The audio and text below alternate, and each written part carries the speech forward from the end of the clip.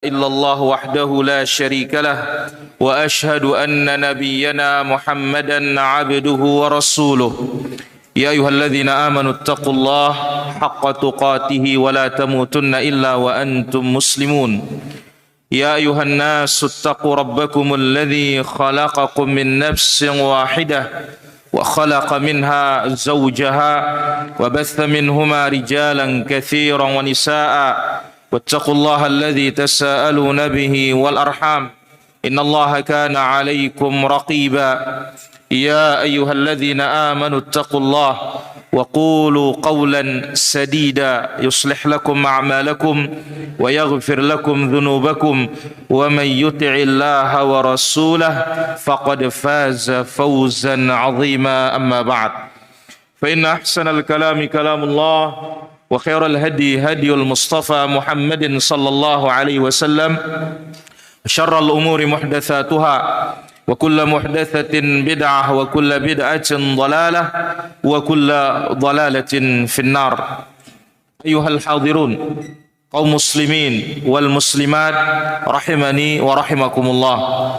Alhamdulillah, Allah Azza wa Jalla berikan kita taufik kumpul di majlis ilmu ini di Masjid Al-Ukhuwah. Mudah-mudahan Allah Azza wa Jalla kumpulkan kita dalam persaudaraan iman. Sebab apa? Yang namanya saudara seiman ini disebut oleh para ulama kita lebih kuat dari ukhuwatun nasab, lebih kuat dari persaudaraan sedarah. Karena apa? Nabi sallallahu alaihi wasallam menyebutkan, kullu sababin wa nasabin inqata'. Kelak pada hari kiamat semua nasab dan sebab terputus. Illa sababi wa nasabi, kecuali sebabku dan nasabku. Kemudian juga Nabi sallallahu alaihi wasallam bersabda, man batta'a bihi 'amaluhu lam yusri' bihi nasabuh. Siapa yang lambat masuk surga karena amalnya kurang, maka nasabnya tidak bisa menyegerakan dia masuk ke dalam surga. Jadi nasab tidak bisa mempercepat kita masuk ke dalam surga. Di dunia mungkin ya ada KKN-nya dikit-dikit, tapi di akhirat tidak ada. Ya, man batta'a bihi 'amaluhu lam yusri' bihi nasabuh. Siapa yang lambat masuk surga karena kurang amal, maka nasab tidak bisa mempercepat dia masuk ke dalam surga. Hadirin rahmati Allah Azza wa Jalla, malam ini insyaallah taala, demikian juga pertemuan-pertemuan berikutnya akan kita kaji, yaitu tadzkirul muslimin bi sunani khairil mursalin. Mengingatkan kaum muslimin tentang sunnahnya Rasul terbaik, tata caranya Rasul terbaik. Siapa? Rasulullah sallallahu alaihi wasallam. Apa motivasi kita membaca kitab ini? Firman Allah Azza wa Jalla dalam suratul Ahzab. Apa Allah Azza wa Jalla katakan? Laqad kana lakum fi Rasulillahi uswatun hasanah. Allah Azza wa Jalla menyebutkan laqad kana lakum fi Rasulillah uswatun hasanah, pada diri Nabi sallallahu alaihi wasallam bagi kalian suri tauladan yang terbaik. Ayat yang ke-21 dari suratul Ahzab. Laqad kana lakum fi Rasulillah uswatun hasanah, pada diri Nabi sallallahu alaihi wasallam untuk kalian suri toladan, contoh yang terbaik. Apa kata Ibnu Katsir, sahibut tafsir Asy-Syafi'i? Ini salah seorang ulama Syafi'iyah, tapi hebatnya apa? Dia berguru kepada ulama Hambali. Siapa? Ibnu Taimiyah. Ya, Ibnu Taimiyah punya murid, salah satunya Ibnu Katsir. Ibnu Taimiyah Hambali, Ibnu Katsir Syafi'i. Ya. Beliau mengatakan dalam tafsirnya, hadhil ayatu aslun 'azimun. ayat ini merupakan pokok yang sangat besar fit ta'assi bi Rasulillah sallallahu alaihi wasallam, dalam mencontoh Rasulullah sallallahu alaihi wasallam, bi aqwalihi, dalam ucapan beliau, wa af'alihi, perbuatan beliau, wa ahwalihi, keadaan-keadaan beliau. Ini motivasi kita yang pertama. Yang kedua, ucapan Sufyan ats-Tsauri rahimahullahu taala. Apa kata Sufyan ats-Tsauri rahimahullah? Ar-Rasulu sallallahu alaihi wasallam huwal mizanul akbar. Rasulullah sallallahu alaihi wasallam dialah neraca, tolak ukur, barometer terbesar. Wa alaihi tu'radul a'mal. Kepada Nabi kita cocokkan, bukan cocok logi kalau ini. Wa alaihi tu'radul a'mal, kepada Nabi kita cocokkan perbuatan. Wal aqwal, kita cocokkan ucapan. Wassirah, kita cocokkan perangai. Fama wafaqaha fahuwal haq wa ma khalafaha fahuwal batil. Yang sesuai dengan ucapan Nabi, cara Nabi, petunjuk Nabi, maka itu yang benar. Yang tidak sesuai dengan caranya Nabi, petunjuknya Nabi, ucapannya Nabi, maka itulah yang batil. Ini dia ucapan Al-Imam Sufyan ibn Sa'id ibn Masruq Ats-Tsauri rahimahullahu ta'ala. Hadirin rahmatullah azza wa jalla, silahkan dibuka kitabnya. Wujud Ustaz Abbas? Alhamdulillah, anta taqra al-an. Ya, kita mau sahabat kita Ustaz Abbas yang bacakan kita malam ini. Barakallahu fikum. Nah, selanjutnya nanti santri-santri kita supaya latihan baca. Nah, lihat itu yang sudah umrah itu di Masjid Nabawi, mana syekhnya baca? Yang baca siapa? Murid yang baca supaya latihan dia. Ya. Sekarang sahabat kita Ustaz Abbas yang baca. Tafadhal Ustaz. Mikrofon wujud? Tafadhal. Al-awwal. Mengingatkan kaum muslimin tentang sunnah. La, nuridu bil lughah al-arabiyyah. La, ma fi kitab Arabiyyah. Mawjud. Ada terjemah faqat. La, mawjud. Satu lagi. Nah.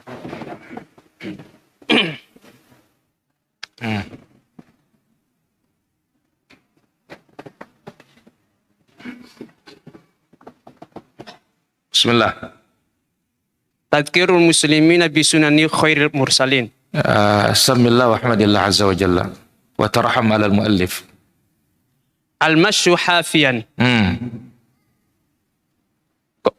Qala Abdullah ibn Buraida, kana Nabi sallallahu alaihi wasallam ya'muruna an nahtafi ahyanan, rawahu Abu Dawud. Baik. Alhamdulillah wassalatu wassalamu ala Rasulillah wa ala alihi wa sahbihi ajma'in, amma ba'du.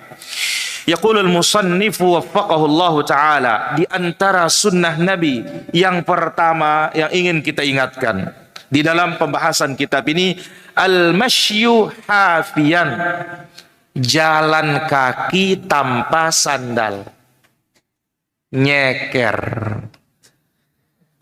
Wah, kan banyak orang olahraga tanpa alas kaki. Dia olahraga, dapat olahraga saja. Sekarang bagaimana kita tidak pakai sandal itu supaya dapat pahala?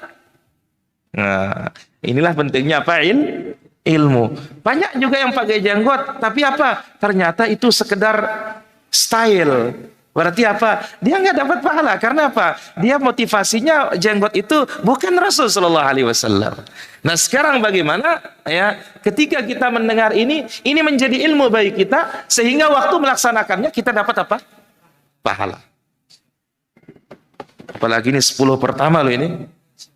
Ya, amal soleh paling dicintai oleh Allah. Bayangkan lafaz hadis itu, lafaz Al-Bazzar, demikian juga lafaz Ad-Darimi, demikian juga lafaznya Al-Imam Al-Bukhari. Satu mengatakan afdal, amalan paling afdal. 2, a'zam, amalan paling agung. 3, azka, amalan paling suci. 4, ya, amalan yang paling mulia di sisi Allah Subhanahu wa taala. Jadi ada sampai 4 lafaz menyebutkan bagaimana hebatnya beramal soleh di 10 pertama Dzulhijjah ini. Nah, yang pertama al-masyu hafiya, berjalan tanpa alas kaki. Qala Abdullah bin Buraidah radhiyallahu anhu, sahabat yang mulia Abdullah bin Buraidah radhiyallahu anhu berkata, kana an-nabiyyu sallallahu alaihi wasallam ya'muruna an nahtafiya ahyanan. Dahulu Nabi sallallahu alaihi wasallam memerintahkan kita. Ini yang jadi masalah ini. Memerintahkan kita, bukan sekedar praktek. Tetapi ada apa? Perintah. Dahulu Nabi sallallahu alaihi wasallam memerintahkan kita an nahtafiya ahyanan, untuk tidak memakai alas kaki kadang kala. Hadis ini sahih, diriwayatkan oleh Imam Abu Dawud dan disahihkan oleh Imam Al-Albani rahimahullahu taala. Sekali lagi, dahulu Nabi sallallahu alaihi wasallam memerintahkan kita untuk tidak memakai alas kaki kadang kala, temporary. Baik. Hadirin rahmatullah azza wa jalla. Apakah akan kita pindah ke hadis berikutnya? Tidak, kita ambil faedahnya dulu. Ya, kita akan ambil faedahnya sekemampuan kita yang diberikan oleh Allah Subhanahu wa taala. Apa pelajaran yang bisa kita ambil di dalamnya hadis ini? Karena memang kita tahu hadis Nabi itu singkat. Tetapi kalau digali maknanya sangat luas. Baik. Apa faedah yang pertama yang bisa diambil dari hadis ini? Pertama, lain hadisnya tetapi dengar faedahnya. Yang pertama, lubsun ni'ali ibadatun minal ibadat. Ajib. Memakai sandal itu merupakan ibadah. Bagaimana ini? Memakai sandal itu merupakan apa? Ibadah. Ya. Kenapa dikatakan ibadah? Faqad hatha an-nabiy sallallahu alaihi wasallam 'ala al-iktsari min lubsin ni'al. Sebab Nabi sallallahu alaihi wasallam perintahkan untuk banyak memakai sandal, lebih-lebih ketika safar. Lebih-lebih ketika apa? Safar. Bawa persiapan, apalagi berangkat haji, berangkat umrah. Masuk ke Masjid Nabawi, tahu-tahu salah taruh, dikatakan sandalnya hilang. Iya, kami dulu awal sekolah begitu. Asal taruh aja, tahu-tahu enggak tahu nomor berapa. Ya, akhirnya apa? Tiap hari beli sandal terus. Ternyata dia enggak hilang. Tapi memang karena saking banyaknya nomor atau kotak meletakkan sandal, kalau tidak hafal nomornya, waduh, tamat. Nanti penjaga-penjaga itu, petugas itu kalau jam sekian udah dikeluarin semuanya, buang semuanya. Sekali lagi para hadirin rahmatullah azza wa jalla, memakai sandal itu apa? Ibadah. Bahkan Nabi sallallahu alaihi wasallam menganjurkan untuk banyak memakai sandal. Bidalil kama inda Muslim, sebagaimana dalam hadis sahih Muslim. Min hadis Jabir radhiyallahu an, dari hadisnya Jabir radhiyallahu anhu. Qala Rasulullah sallallahu alaihi wasallam. Rasulullah sallallahu alaihi wasallam bersabda, "Istakthiru minan ni'al." Perbanyaklah sandal kalian.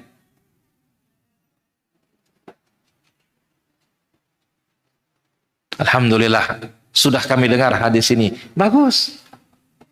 Oh, belum dengar. Alhamdulillah. Perbanyak sandal. Kenapa? Fa innar rajula la yazalu rakiban man ta'al.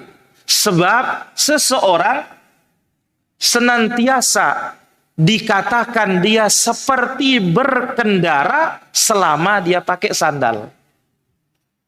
Sekali lagi, Rasulullah SAW menyebutkan, perbanyaklah sandal kalian, sebab seseorang senantiasa dikatakan berkendaraan selama dia memakai sandal.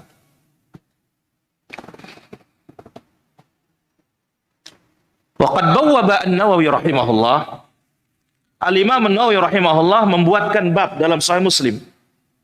Apa kata beliau? istihbabu lubsin ni'ali wa ma fi ma'naha. Disunnahkan memakai sandal dan yang semisal dengannya, sepatu kalau nggak ada spandal, atau juga yang disunnahkan untuk diusap khuf. Apa? Khuf yang seperti kaos kaki lentur tapi terbuat dari kulit. Disunnahkan kata Nabi sallallahu alaihi wasallam ini. Maka dikatakan ibadah.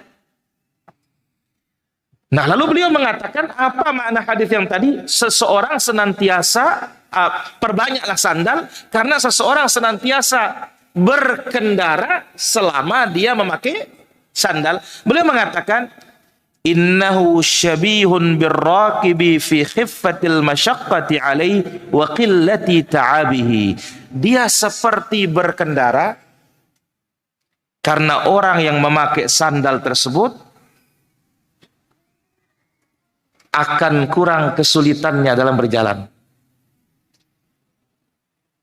akan kurang lelahnya dalam berjalan. Wa salamati rijlihi mimma ya'ridu fit tariq, kakinya selamat dari gangguan di jalan. Min khushunatin wa syaukin wa adza, berupa jalan yang kasar, selamat dia. Duri, selamat dia. Apapun mengganggu, kalau pakai sandal atau sepatu dia akan selamat. Sebagaimana selamatnya waktu naik motor, atau naik kuda, atau naik pesawat. Tidak akan dirasakan ya waktu dia jalan kaki tanpa sandal seperti apa yang dirasakan waktu dia naik motor. Ini dia ibaratnya para hadirin. Nabi mengibaratkan orang naik kendaraan, orang pakai sandal seperti naik kendaraan, yaitu kesulitan waktu jalan itu berkurang. Ini dia faedah yang pertama. Jadi memakai sandal adalah ibadah. Faedah yang kedua. Qala Ibnul Arabi. Ibnul Arabi Al-Maliki rahimahullah berkata, An-ni'alu lubsul anbiya. Allahu Akbar. Sandal itu adalah pakaiannya para nabi. Sandal itu pakaiannya para nabi, pekakasnya para nabi. Wa qad jaa'a ad-dinul hanif bi kulli ma fihi salahu wal ibad wal bilad. Agama kita, agama yang lurus ini telah mendatangkan semua kebaikan untuk hamba dan negeri.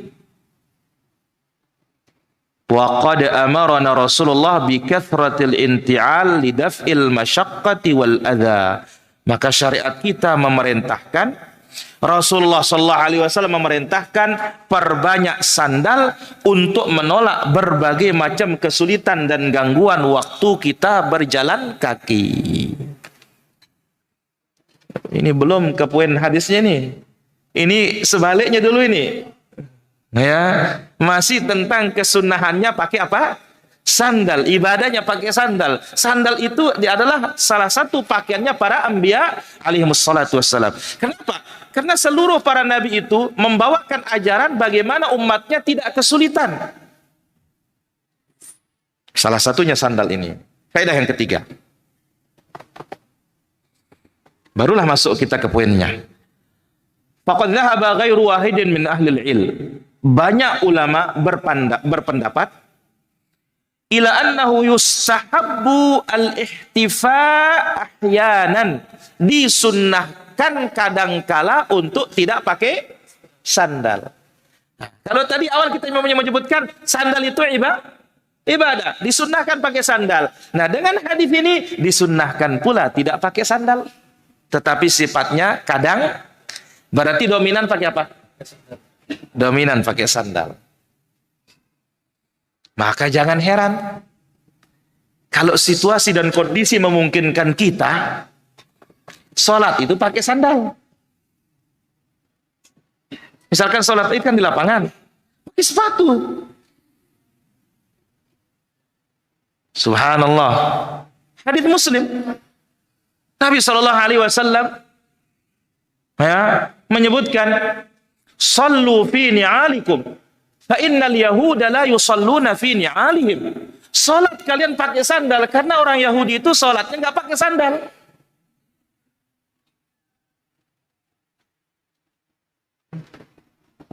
Maka Nabi SAW karena situasi masjidnya belum seperti sekarang, dari kerikil pakai sandal. Maka suatu ketika begitu Nabi sholat, semua sahabat sholat pakai sandal, Allahu Akbar, di tengah-tengah sholat Nabi buka sandal. Semua sahabat di belakang buka sandal semua. Dan keistimewaan Nabi, kalau sholat itu dikala menghadap depan, dia masih bisa melihat yang di belakang. Selesai sholat, Nabi tegur sahabatnya, ma balukum takhla'una ni'alakum. Ada apa kok kalian ikut buka sandal kalian, katanya. Apa jawaban para sahabat? Ya Rasulullah, ra'ainaka takhla'na 'alaik fa khala'na. Kami lihat engkau itu buka sandal, kami juga ikut buka sandal. Allahu Akbar. Ini ittiba'nya sahabat itu luar biasa. Nabi mencontohkan langsung praktik. Kalau kita sudah datang hadisnya masih tanya pula.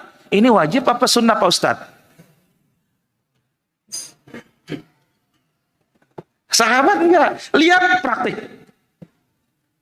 Nah, ada sesuatu juga yang ini meskipun diperselisihkan oleh para ulama, tapi riwayatnya kuat.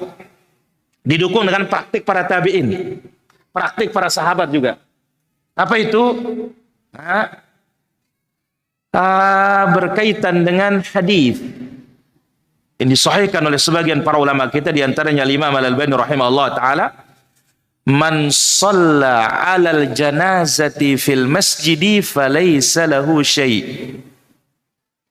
Siapa yang salat jenazah di masjid maka dia tidak dapat pahala.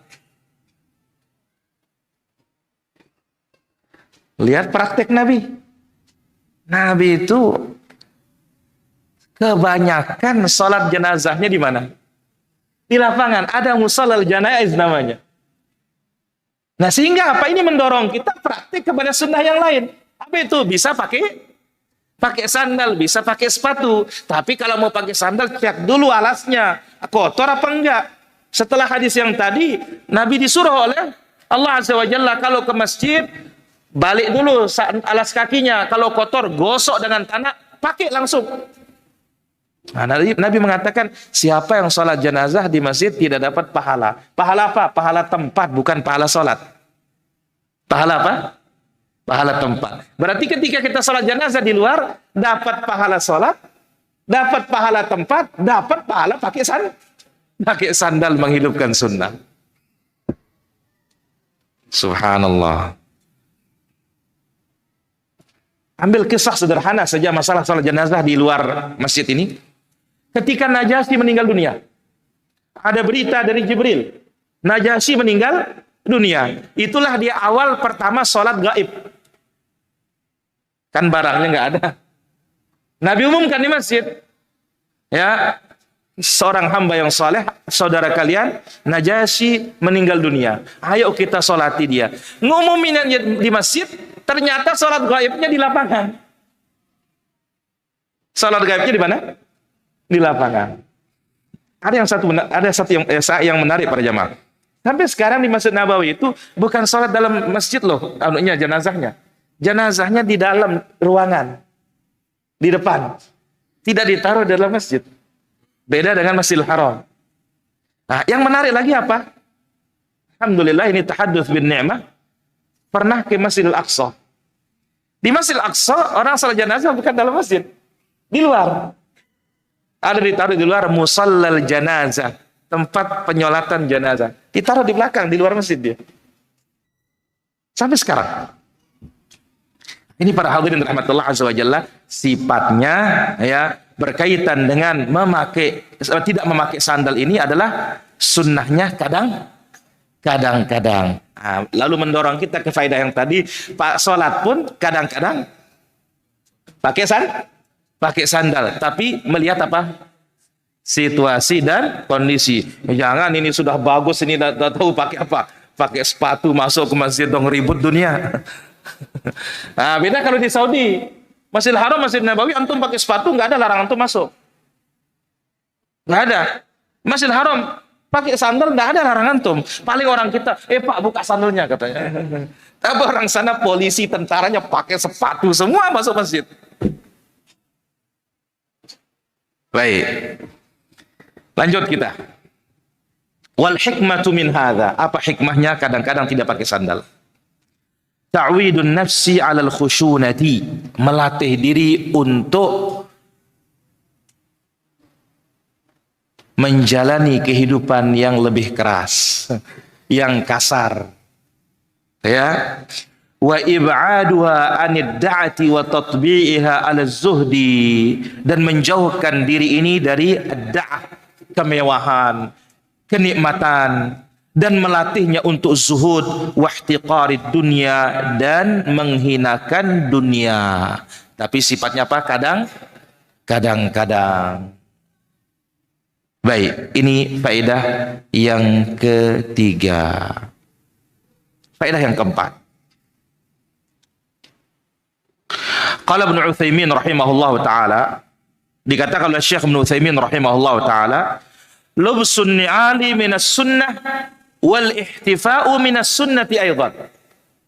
Memakai sandal itu sunnah, tidak pakai sandal juga sunnah. Ingat, ini waktu jalan kaki. Ya, waktu jalan. Ya, jadi sebagaimana kita sebut tadi, alhamdulillah banyak yang kadang-kadang olahraga tidak pakai sandal. Tapi kalau tidak tahu sunnahnya kan tidak dapat pahala. Sekarang kalau tahu sunnahnya double kan? Ya, olahraga dapat, ya, pahala sunnah juga dapat. Jadi Ibnu Utsaimin mengatakan memakai sandal itu sunnah, tidak pakai sandal itu juga sunnah. Dan hukum laki perempuan sama, tidak ada bedanya. Tidak ada bedanya. Fayambaghi izhar hadhihi sunnah. Hendaklah sunnah ini dinampakkan, kata beliau. Illa idza kana bil ard.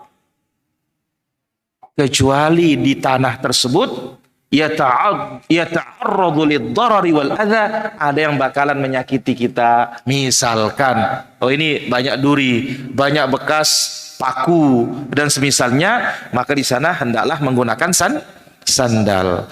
Nah, bahkan sekarang kan orang terapi untuk apa? Saraf apa katanya? Sengaja dia buat apa? Batu kerikil. Islam itu tidak perlu dibuatin batu kerikil. Nabi sudah anjurkan. Jalan kadang-kadang tidak pakai sandal. Maka itulah dia apa yang dipraktikkan, diperintah oleh Rasul, manfaatnya dunia dan akhirat. Baik. Faedah yang kelima. Hirsus sahabati ala nashril ilm wa ifadati ba'dihim ba'dha. Semangat para sahabat menebarkan ilmu dan saling berbagi faedah. Ini dia. Sahabat Buraidah. Dia mengatakan, oh dahulu Nabi SAW, dia kasih tahu sekawannya. Karena hadisnya asalnya panjang para jamaah. Hadis ini asalnya apa? Panjang hadis ini. Ini syahidnya saja, buktinya saja. Jadi Buraidah ini kasih tahu sahabat yang lain, kasih tahu para tabi'in, oh dahulu Nabi perintahkan kita kadang-kadang tidak pakai sandal. Maka di sini diambil faedah semangat para sahabat menebarkan ilmu dan saling berbagi faedah. Wa hirsihim 'ala ittiba'i sunnah, sekaligus semangat mereka dalam mengikuti apa? Sunnah, petunjuknya Rasulullah sallallahu alaihi wasallam. Ingat, melaksanakan sunnah, menebarkan sunnah ini tanda cinta yang sesungguhnya kepada siapa? Rasulullah sallallahu alaihi wasallam. Apa kata syair? Lau kana hubbuka shadiqa la ata'tahu. Sekiranya cintamu benar, pasti engkau akan mentaatinya.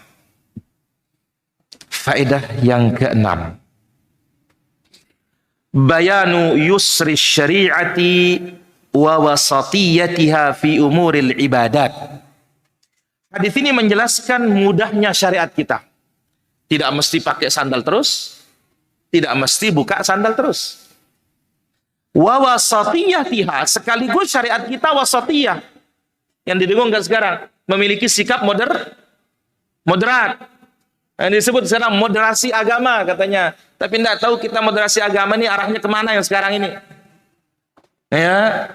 Jadi orang dikatakan moderat itu kalau ikut sunnah. Karena sunnah itu tidak mengajak orang ekstrim, gulu, tidak juga mengajak orang untuk meremehkan. Dan itu persaksian Allah sebagaimana surat Al-Baqarah. Wa kadzalika ja'alnakum ummatan wasata. Kan itu wasatiyah dari sana. Demikianlah kami jadikan kalian umat yang wasat.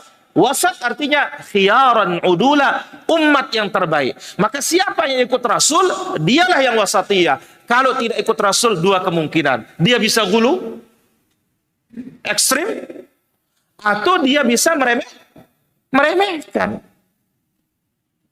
Nah, ini perlu difahami makna moderasi yang sesungguhnya nih para jamaah. Jadi jangan sampai moderasi itu yang batil tetap boleh. Kalau ini bahaya, ya akan menghilangkan ciri Islam. Jadi yang namanya moderat dalam bahasa sekarang, wasatiyah dalam bahasa Al-Qur'annya ikut siapa? Rasul sallallahu alaihi wasallam. Karena Rasul melarang bersikap berlebihan. Iyyakum wal ghulu fid din, kata Nabi. Jauhi sikap gulu dalam beragama. Al-Quran, la taghlu fi dinikum, jangan gulu dalam beragama. Gulu itu adalah ketika melampaui batasan syariat. Di sini dikatakan penjelasan mudahnya syariat, pertengahannya syariat dalam perkara ibadah, wal hayat dalam perkara kehidupan, wa mura'atiha li ahwalin nas, dan agama kita memperhatikan keadaan manusia. Ini dia para hadirin rahmatullah azza wa jalla, 6 faedah yang bisa kita ambil dari hadis yang pertama ini. Mudah-mudahan ini jelas bagi kita, sehingga kadang-kadang kita pakai sandal, ketahuilah itu sunnah. Kadang-kadang juga praktikkan tidak pakai sandal. Oh, saya alhamdulillah nggak pakai sandal. Di mana? Dalam rumah. Ya insya Allah mudah-mudahan dapat sunnah. Ya, di luar rumah juga. Tapi jangan ya jam 12 siang nggak pakai sandal jalan di aspal. Iya, meleleh kakinya, tuh melepuh kakinya. Sunnah katanya. Ini maksa diri kalau ini gulu. Ya. Tapi ada orang-orang latihan sepak bola itu lari itu disuruh jam berapa? Siang-siang itu. Kenapa? Membakar lemak katanya. Baik. Itu dia hadis yang pertama. Sekarang kita masuki hadis yang kedua. Iqra Ustaz Abbas. Hadis tsani. Taqtiyatul ina'i fil laili. Qala Rasulullah sallallahu alaihi wasallam. Allahumma shalli wa sallim alaihi. Jangan lupa salawat para hadirin. Qattul ina'a wa aukus siqa'a. Fa inna fi sanati lailatan yanzilu fiha waba'un. La yamurru bi ina'in laisa alaihi gita'un aw siqa'in laisa alaihi bika'un illa nazala fihi min dzalikal waba'. Rawahu Muslim. Ahsan, tabarakallah fiik. Ini juga penting nih para hadirin. Taghtiyatul ina'i fil lail, menutup seluruh bejana ketika tiba malam hari. Nanti akan datang dalam faedahnya. Intinya sekarang hatta dia kosong bejana itu, kalau masih hadap atas, minimal balik dia. Ini manfaat kesehatan kali ini para hadirin. Ya, manfaat secara medisnya akan didapatkan. Jadi yang kedua ini, tutup bejana ketika tiba malam hari. Oh, ini tugasnya ibu-ibu ini. Ya bapak-bapak juga kalau datang ke dapur lihat masih terbuka, tutup. Karena tugasnya bapak itu juga apa? Membimbing. Jangan hanya diserahkan tanggung jawab kepada istrinya. Bimbing dia, tutup, bismillah. Kan itu ada zikirnya dari Nabi SAW. Baik, kita dengar. Qala Rasulullah sallallahu alaihi wasallam. Rasulullah sallallahu alaihi wasallam bersabda, "Ghattul ina'a." Tutuplah seluruh bejana makanan. Wa aukus siqa'a, dan tutup pula seluruh siqa, tempat-tempat air, botol, gelas. Kenapa? fa inna fis sanati lailatan. Karena dalam setahun itu ada satu malam. Dalam setahun ada satu malam, yanzilu fiha waba, akan turun wabah. Subhanallah. Dalam setahun itu akan turun wabah di satu malam. Dan malam itu mulai dari terbenam matahari. Malam itu mulai dari terbenam matahari. Bukan seperti tahun baru nunggu jam 00. Ini malamnya Peranji ini. Ya, bukan malamnya Islam. Kalau malamnya Islam itu begitu terbenam, malam sudah namanya itu. Baik. Tutup bejana makanan dan tutup tempat minuman. Karena dalam setahun ada satu malam diturunkan di dalamnya wabah, atau turun di dalamnya wabah. Nah, hebatnya nih para jemaah, wabah ini la yamurru bi ina'in laisa alaihi ghita. Setiap kali dia melewati bejana yang tidak tertutup, au siqa'in laisa alaihi wika, atau tempat-tempat minuman yang tidak memiliki penutup, tempat makan dan minuman yang tidak memiliki penutup, illa nazala fihi min dzalikal waba, melainkan pasti wabah itu masuk dan menjangkiti. Nah, jangan-jangan wabah yang kemarin ya? Iya, bisa jadi. Karena Shadiqul Masduq mengatakan demikian nih para jamaah. Ya, bayangkan hampir 2 tahun ya. Karena Nabi SAW As-Shadiqul Masduq turun dalam satu malam wabah. Itulah nama wabah yang merajalela ini. Setiap kali melewati bejana makanan dan minuman yang tidak ditutup, dia akan hinggap penyakit itu. Begitu kita makan, otomatis kita akan kena. Dengan takdir dari siapa? Allah Subhanahu wa ta'ala. Hadis ini sahih, dikeluarkan oleh Al-Imam Muslim di dalam sahihnya. Hadirin yang dimuliakan oleh Allah Azza wa Jalla. Apa faedah yang akan kita ambil dari hadis ini? Belum bisa ya? 2 menit lagi katanya nih. Faedahnya 10-an. Belum hadis nomor 3 lagi. Baik. Kita manfaatin 2 menit. Yang pertama, kana Nabi sallallahu alaihi wasallam yunabbihu ala umuris salamatil ammah allati tamna'u ad-darar. Dahulu Nabi sallallahu alaihi wasallam memperingatkan perkara-perkara yang menyangkut keselamatan orang banyak, yang akan mencegah mudarat dari orang banyak, au tajlibu naf'an, atau perkara-perkara yang mendatangkan manfaat untuk orang banyak. Falam yakun wasaya Nabi sallallahu alaihi wasallam min ajlil akhirati faqat. Maka wasiat Nabi itu bukan sebatas untuk perkara akhirat saja para hadirin. Wasiat Nabi itu bukan berbicara akhirat toh. Bal kana sallallahu alaihi wasallam yajma' li ummati khairai ad-dunya wal akhirah. Justru Nabi sallallahu alaihi wasallam mengumpulkan untuk umatnya kebaikan dunia dan kebaikan akhirat.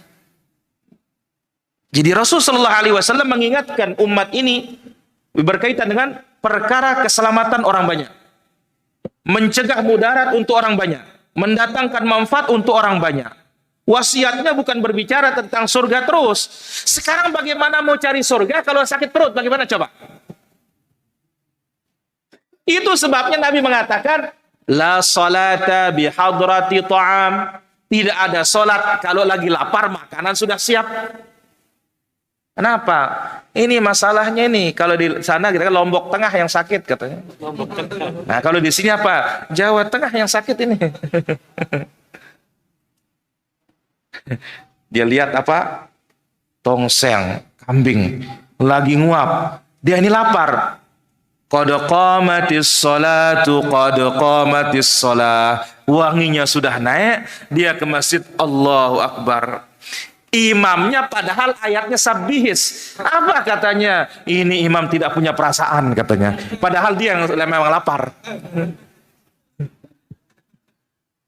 Nah ini para jamaah, bukan mengurus perkara akhirat saja, perkara dunia diurus. Kenapa? Kalau dunianya nggak sehat, bagaimana mau bisa mencapai akhirat? Lanjutan hadisnya. Wala huwa yudafi'uhul akhbathan. Tidak ada sholat ketika menahan dua yang kotor. Sakit perut. Ya.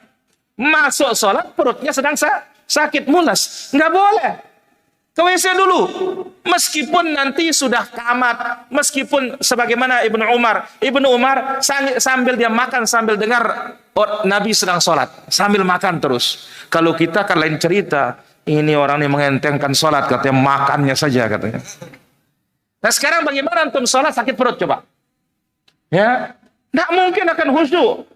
Seperti yang tadi ayatnya lam yakunil ladzina kafaru. Ini imam ini bagaimana? Kapan dia selesai katanya? Sambil apa?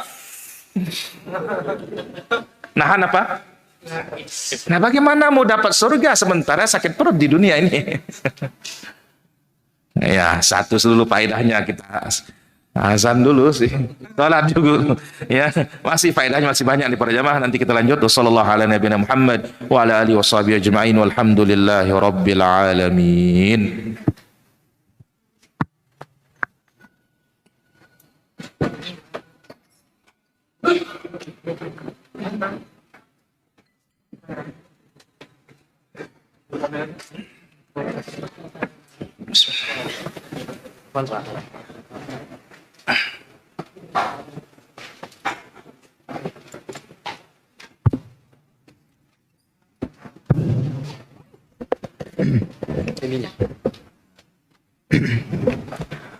Allahu Akbar, Allahu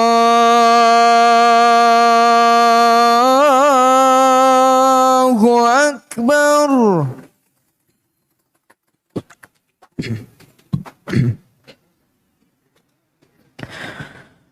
Allah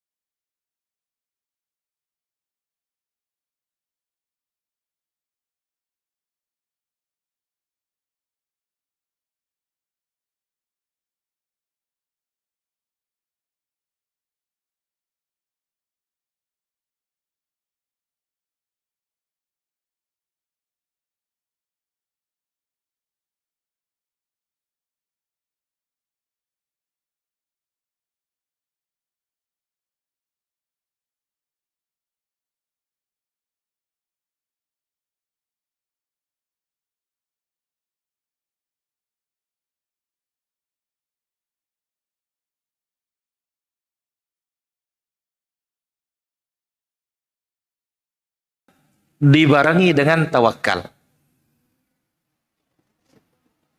Sebab untuk menghindar dari wabah di sini apa? Menutup bejana. Kemudian sandarkan sepenuhnya kepada siapa? Kepada Allah Subhanahu wa ta'ala.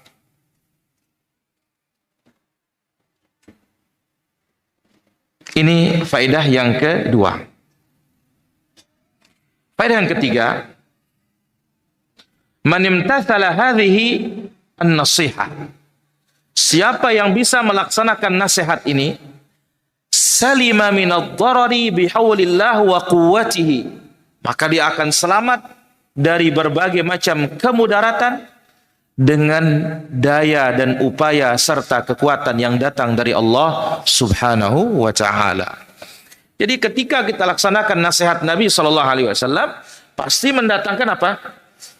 Kalau itu perintah, pasti manfaat. Kalau itu larangan, otomatis akan menjauhkan kita dari apa? Mudarat. Ini pasti. Cuma kadang ada manfaat itu kita tahu, ada juga manfaat itu kita tidak tahu. Sebagaimana disebut dalam hadits Nabi SAW, Nabi mengatakan, ma anzalallahu da'an illa wa anzala ma'ahu shifa. Setiap kali Allah menurunkan penyakit, pasti diturunkan penawarnya. Tetapi apa? Alimahu man alimahu, wa jahilahu man jahilahu. Ada yang tahu obatnya, ada juga yang tidak tahu. Ambil contoh. Nabi SAW mengatakan, idza waqa'adz-dzubabu, apabila lalat jatuh fi ta'ami ahadikum aw syarabih, pada makanan atau minuman. Hujan ya? Hujan? Alhamdulillah. Allahumma shayban nafi'a. Allahumma shayban nafi'a. Allahumma shayban nafi'a. Disebutkan oleh Nabi SAW, apabila lalat jatuh di makanan kalian atau minuman kalian, Nabi SAW mengatakan, fala yanza'hu, jangan dia langsung lepas, keluarkan, cabut. Wal yaghmishu, tenggelamkan dulu. Fa inna fi ihda janahi da wa fil akhar shifa. Sebab di salah satu sayapnya ada penyakit, di sayap sebelahnya ada penawarnya. Subhanallah. Dokter sekarang baru tahu. Nabi Muhammad 1400 tahun yang lalu sudah menyebutkan. Sekarang setelah adanya mikroskop apa diteliti, oh betul. Yang biasanya nyamuk itu kalau jatuh pasti dia naik sebelah. Kebanyakan ya. Nah berarti apa? Yang jatuh itu penyakitnya. Untuk menawarkannya, tenggelamkan semuanya. Setelah itu buang baru diminum. Baik, faedah berikutnya.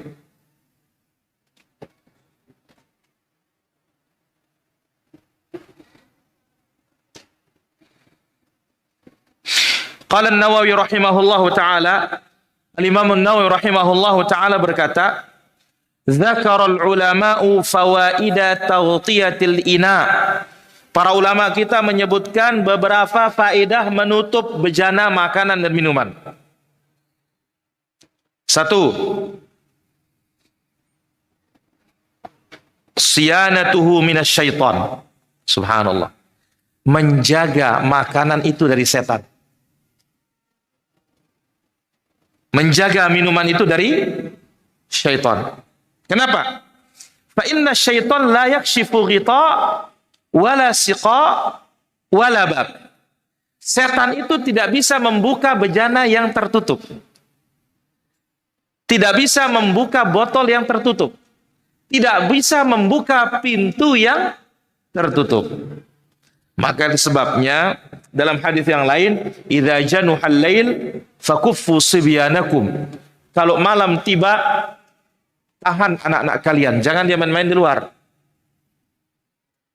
Kenapa? Di sana saat menyebarnya roh-roh jahat, syaitan. Taib. Jadi itu pertama. Apa fungsinya kita disuruh oleh Nabi menutup bejana itu? Supaya setan tidak bisa membuka. Yang kedua, siyanatuhu minal waba alladhi yanzilu fi lailatin minas sanah, melindunginya dari wabah yang turun satu kali dalam setahun. Pada malam tertentu hanya Allah yang tahu. Yang ketiga, siyanatuhu minan najasat wal muqadzarat, melindunginya dari najis dan kotoran. Ajib. Dari mana bisa datang najis? Nabi menyebut ada namanya fawasiq, binatang perusak. Apa itu? Cicak satu. Apa lagi? Tikus, mouse. Tikus. Maka sampai Nabi SAW mengatakan, khamsun yuqtalna fil harami wal halal. Atau fil harami wal hil. 5 hewan boleh dibunuh di tanah halal maupun tanah haram. Al-ghurab, gagak. Wal hid'ah, burung elang. Wal fa'ratu, tikus. Wal thu'ban, ular. Wal kalbul aqur, anjing gila. Nah, sekarang yang lagi rame itu anjing apa, rabies. Nabi sudah suruh itu. Jadi tanah halal maupun tanah haram bunuh, kata Nabi SAW. Nah, ketika ditutup ini akan melindunginya dari najis, melindunginya juga dari kotoran. Faedah yang keempat, siyanatuhu minal hasyarat wal hawam, melindungi makanan dan minuman kita dari berbagai macam hewan dan serangga yang membahayakan. Baik, itu dia faedah yang keberapa? Keempat. Faedah yang kelima, jami'u awamiril abwabi min babil irsyadi ilal maslahatid dunyawiyah. Perintah yang ada di dalam hadis ini berupa bentuk bimbingan yang membawa kepada maslahat dunia. Walaisal amru fihi lil wujub, bukan wajib. Perintah di sini bukan wajib. Wa ghayatuhu, maksimal perintah ini ayyakuna min babin nadbi. Ini sebatas apa? Sunnah yang sangat dianjurkan. Ini dia faedah yang keberapa? 5. Yang keenam, idza nasyal muslimul ina bidun ghita. Kalau kita lupa sekarang, ini makanan banyak, minuman banyak, lupa kita tutup, subuh baru lihat, fa innahu yasta'milu ma fihi, boleh dimanfaatkan, jangan dibuang. Ya, min ta'amin, berupa makanan maupun minuman. Karena apa? Li hadithi Jabir. Hadits Jabir mengatakan Rasulullah sallallahu alaihi wasallam bersabda, ala khammartahu, Jabir, kenapa engkau tidak tutup dia tadi malam? Walau ta'ridu alaihi udan, meskipun hanya meletakkan meletakkan kayu, misalkan begini ya, meskipun hanya kayu sedikit aja taruh, bismillah, cukup. Nggak mesti harus pakai apa? Tutup, bismillah. Nggak, cukup kayu. Ini menunjukkan apa? Qala fasyaribahu, Jabir mengatakan Nabi minum. Bahwa ini menunjukkan bukan wajib, tetapi ini sangat dianjurkan kalau sudah tiba malam, bismillah, minimal dengan apakah? Kayu. Minimal dengan kayu. Faedah berikutnya,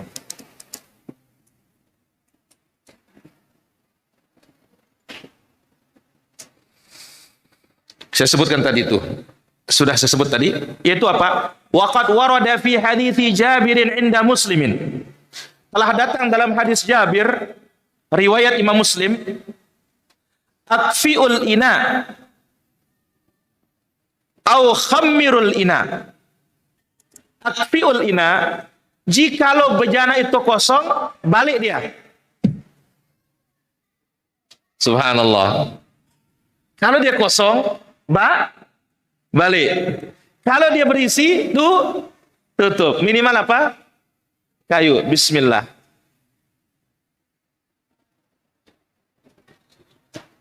Apa kata Al-Imam Al-Baji rahimahullah? Ma'nahu akfi'ul ina in kana farighan. Jika dia kosong, balik dia. Aw khammiruhu in kana fi syai'. Kalau dia ada isinya, tutup. Kenapa?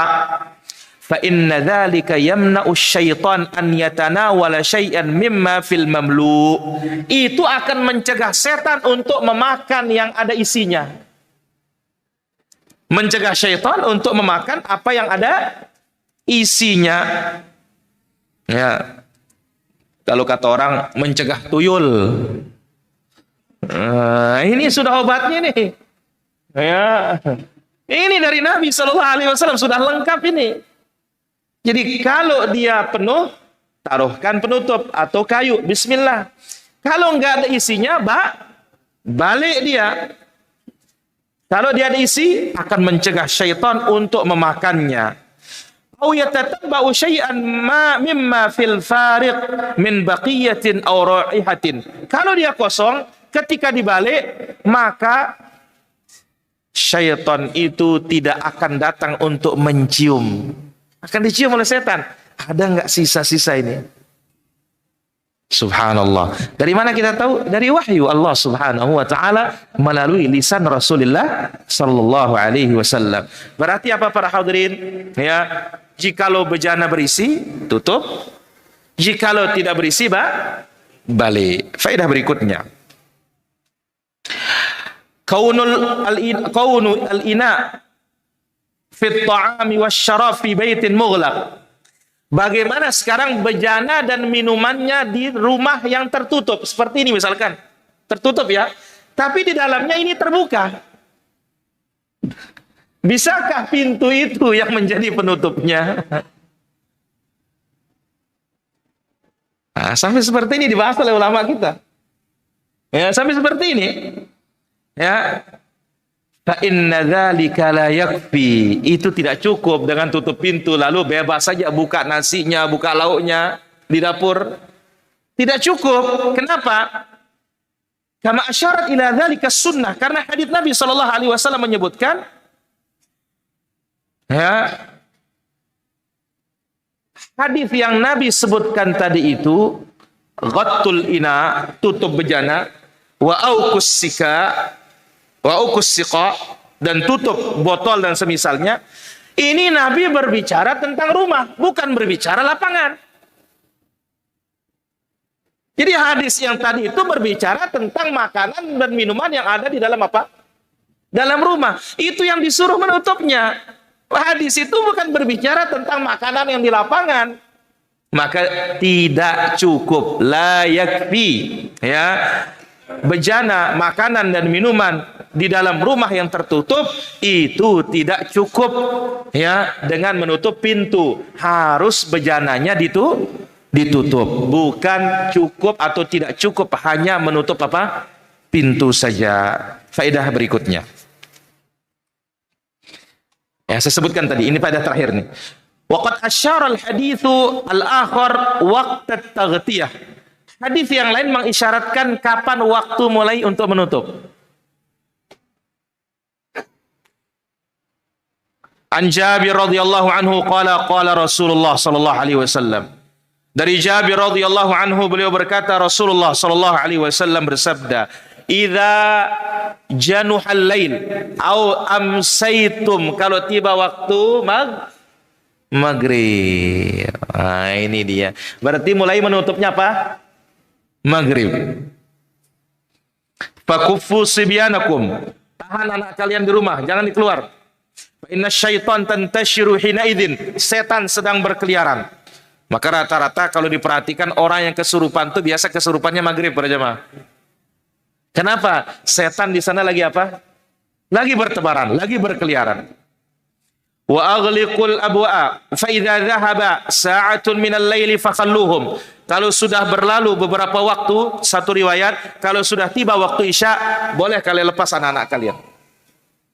Wa aghliqul abwa, tutup pintu kalau sudah sore itu. Wa dzkuru smallah, sambil membaca bismillah. Tutup jendela sambil baca bismillah. Fa inna syaitan la yaftahu baban mughlaqan. Setan tidak bisa membuka pintu yang tertutup. Kemudian wa auku qirabakum, tutup gentong dan bejana-bejana air kalian. Wa dzkuru smallah, baca bismillah. Wa khammiru aniyatakum, tutup bejana-bejana makanan kalian. Wa dzkuru smallah, baca bismillah. Walau an ta'ridu alaihi syai'an, meskipun hanya meletakkan sesuatu berupa kayu dan semisalnya di atasnya, atau sendok. Nah, kaidahnya berarti apa? Untuk waktu mulai sore, setiap melakukan yang disuruh dalam hadis itu, pintu bismillah. Jendela bismillah. Bejana makanan bismillah. Bejana minuman bismillah. Bukan sekedar tutup. Supaya apa? Ganda perlindungannya. Perlindungan secara hissi, kemudian perlindungan secara ilahi yang datang dari Allah Subhanahu wa ta'ala. Itulah dia faedah yang bisa kita ambil para hadirin rahmati Allah azza wa jalla dari dua hadis ini. Semoga bermanfaat ya. Wal ilmu indallah, wa sallallahu ala nabiyina Muhammad wa ala alihi washabihi ajmain. Insyaallah pertemuan berikutnya kita bisa ambil dua hadis lagi. Mungkin kita mengatakan, "Duh, kok sedikit sekali?" Jangan banyak-banyak.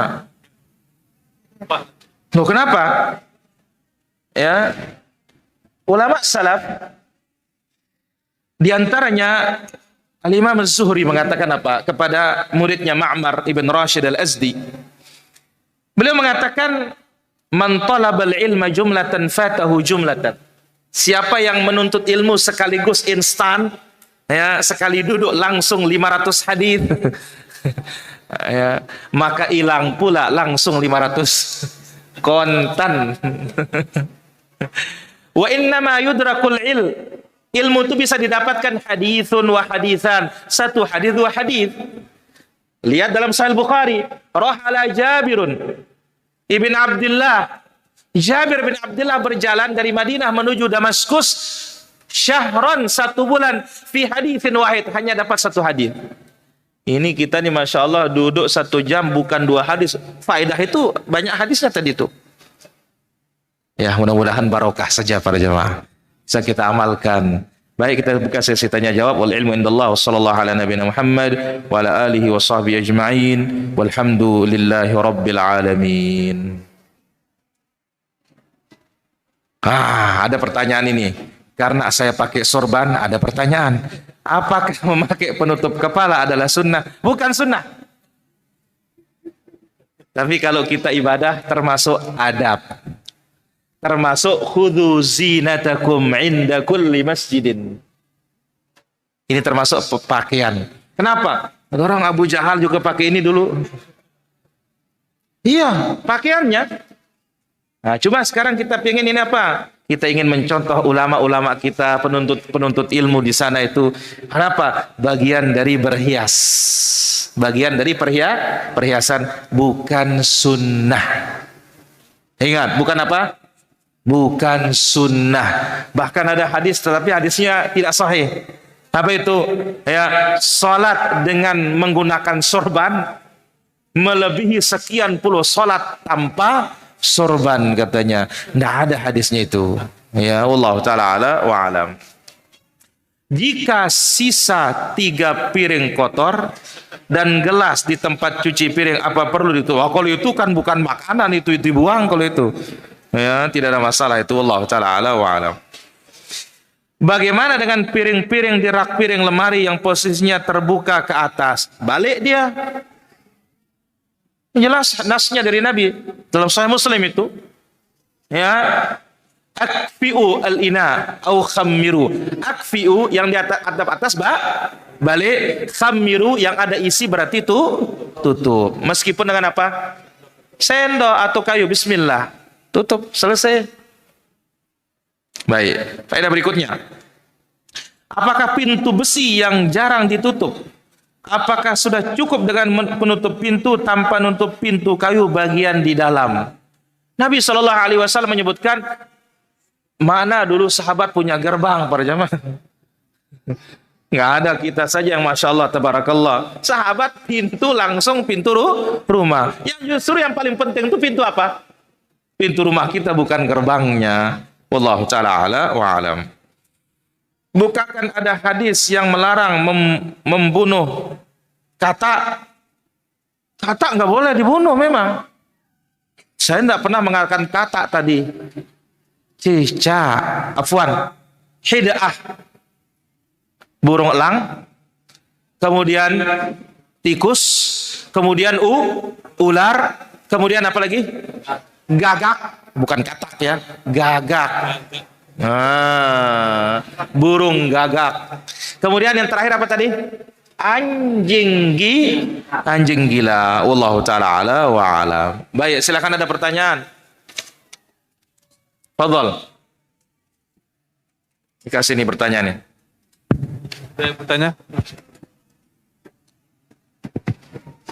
Kita gantian ngomong, antum gantian. Bismillahirrahmanirrahim. Assalamualaikum warahmatullahi wabarakatuh. Assalamualaikum warahmatullahi wabarakatuh. Terima kasih. Langsung aja.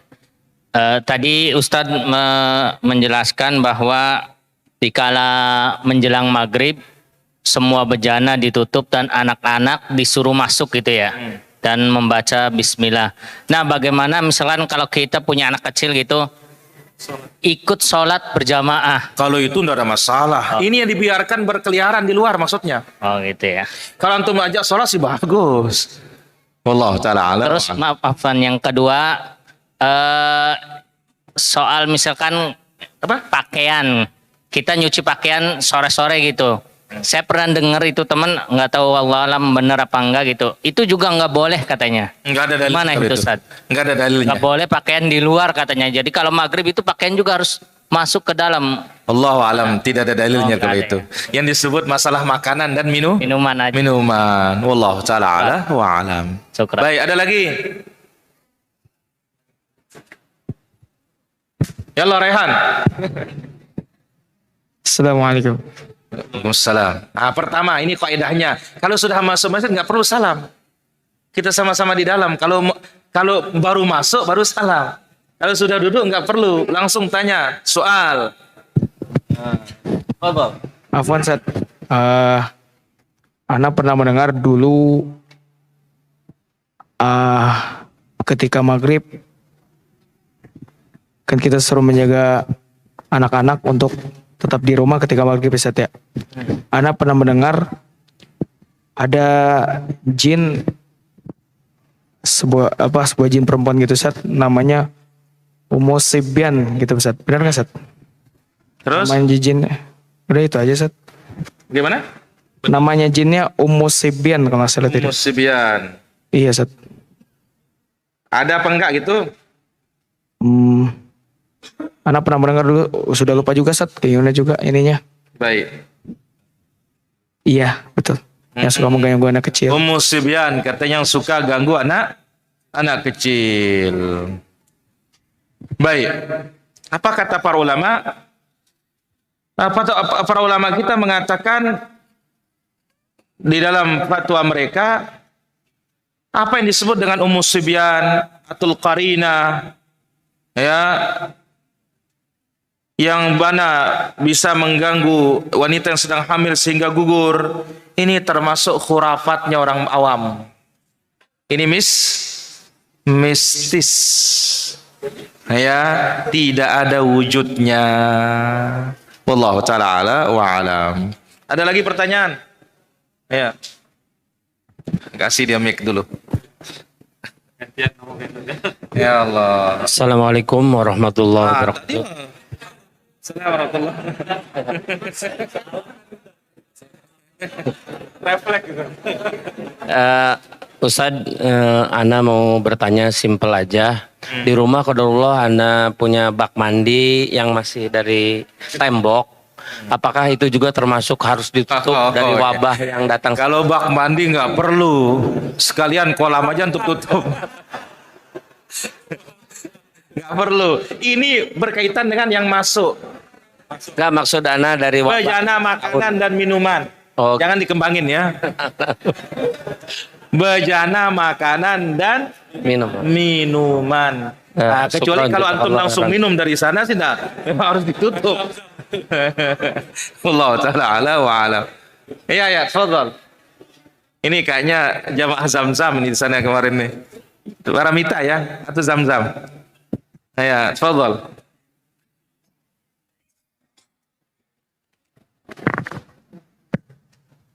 Bismillah. Tentang wabah Ustadz, wabah yang setahun sekali itu, apakah ada hubungannya dengan yang biasa masyarakat dilakukan, yaitu pada bulan mau Rabiul Awal gitu, bulan Maulid gitu. Baik. Rebo Wakasan itu. Baik. Rebo Wakasan kalau itu kan tidak sahih. Itu justru khurafatnya jahiliyah yang sampai sekarang ada. Itu sebabnya Nabi SAW dengan tegas dalam haditsnya, la adwa wala tiyarata wala hammata wala safar. Tidak ada nama penyakit menular dengan sendirinya melainkan dengan izin Allah. Tidak ada juga pesimis dengan apapun. Wala hammah, tidak ada namanya hammah, burung hantu itu. Ya kalau dia datang berarti apa? Entar lagi lewat dia. Enggak ada. Wala safar, tidak ada juga pesimis dengan bulan Safar. Kenapa disebut bulan Safar? Kanatil jahiliyah yatasya'amuna biha. Orang-orang jahiliyah pesimis dengannya. Karena yang nikah pada saat itu katanya pasti tidak akan langgeng. Ya, maka ini dihilangkan oleh Rasulullah sallallahu alaihi wasallam. Jadi tidak ada kaitannya sama sekali. Wallahu taala ala wa alam. Pak Hutma dulu nih. Ustaz, saya mau tanya, jika kita memakamkan jenazah ke tempat pemakaman umum, apakah harus melepas sendal tuh? Apa itu? Kalau kita memakamkan jenazah, PU kan awal kita pakai sendal. Jika kita akan lepas, apakah tidak? Naam. Berkaitan dengan masalah bedakan sholat dengan mengantar. Kalau sholat sunnahnya memang menggunakan sandal sesuai dengan situasi dan kondisi. Baik, kalau pemakaman, kalau makamnya aman, rapi, bersih, tidak ada yang mengganggu, bagusnya buka sandal. Karena Nabi SAW mengingatkan sahabatnya, ya sahibus sibtiyatain, hai yang punya dua sandal, alqi sibtiyatik, lepas itu sandalmu, kata Nabi SAW. Tapi kalau TPU-nya sekarang ini semrawut, tidak tahu banyak duri apa, bolehlah. Tapi usahakan jangan injak kuburan. Injak kuburan lebih dahsyat lagi para hadirin. Wallahu taala ala wa alam. Baik, di sini ada pertanyaan. Bagaimana bila mana setan tidak bisa membuka pintu, lalu bagaimana dengan setan yang jahil mengetuk pintu, bahkan ada yang cerita sampai bisa membukanya. Itu kan cerita.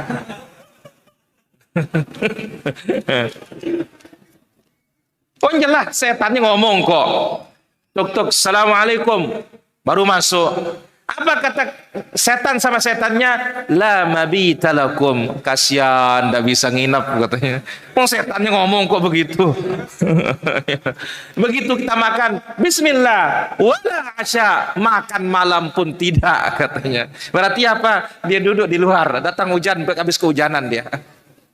Wallahu ta'ala ala wa alam. Saya sering mancing pakai kata, bagaimana hukumnya? Nggak boleh. Ganti pakai belut. Ini biasa mancing sidat, ini apal saya judulnya nih. Memang pakai kata yang licin itu senang sekali sidatnya. Tapi ganti pakai apa? Belut. Ya, ganti pakai belut, nggak boleh. Sebab mana lebih hebat? Kata untuk mancing sidat atau untuk mengobati orang sakit? Coba dulu. Mana manfaat lebih besar? Mengobati orang sakit, menyelamatkan nyawa. Tapi kalau sidat kan, ya, tidak perlu dipakai itu, bisa ditangkap dengan cara lain. Apa kata Nabi SAW? Ketika ditanya, ya, difda'i yuj'alu fi dawa. Ada dokter bertanya di zaman Nabi, tabib, kata dijadikan menjadi obat, untuk obat. Apa kata Nabi SAW? La taqtulud dhafadi fa'innahu aw fa'innaha tusabbih. Jangan bunuh kata, dia bertasbih kepada Allah Subhanahu wa taala. Jadi dia ribut-ribut di sawah tuh, kok. Ada yang lain, tungtel katanya. Dia lagi zikir itu.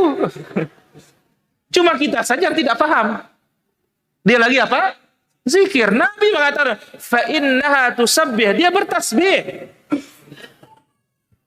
Kalau kita kan lain dengarnya ya, apalagi yang baru nanam padi itu, ribut ya, kok katanya. Ya Rehan ya? Belum pernah dengar mungkin antum. Ya, wallahu taala ala wa alam. Baik, ada lagi pertanyaan?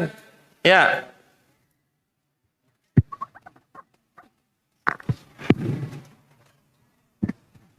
Assalamualaikum warahmatullahi wabarakatuh.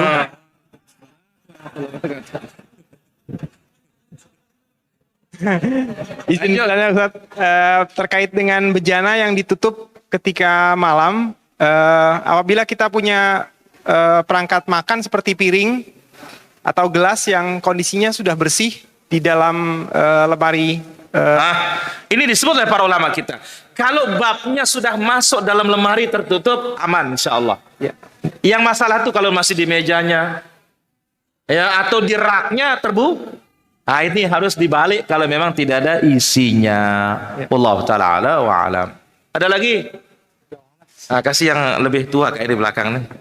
Atau lebih muda. Ya. Jauh amat.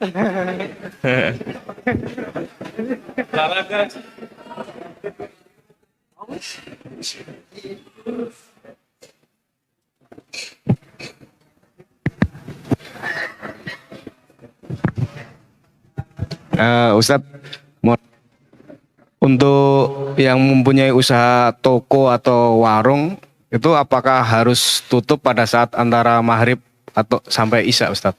Iya, mesti ditutup.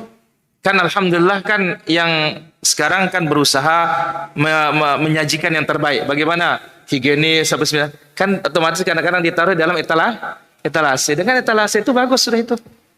Enggak, maksud saya berkaitan dengan kalau warungnya nggak usah ditutup. Oh iya. Oh enggak, itu terkait dengan tadi yang harus nutup pintu itu kalau. Iya, tutup pintu itu kan masalahnya apa? Rumah. Sekarang antum buka usaha tidak ada masalah. Kalau usaha baik. Kalau usahanya di depan rumah gimana, Ustadz? Apa?